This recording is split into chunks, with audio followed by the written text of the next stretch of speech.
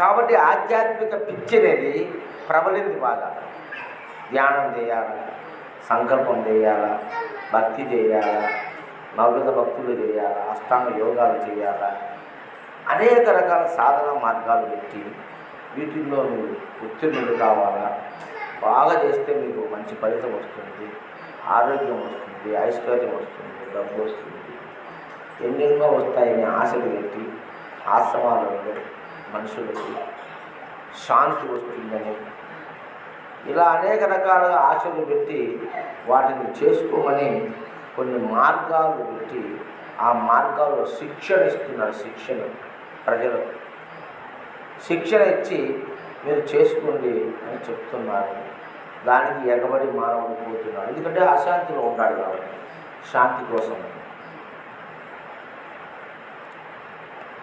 అవి ఏవీ నీకు శాంతిని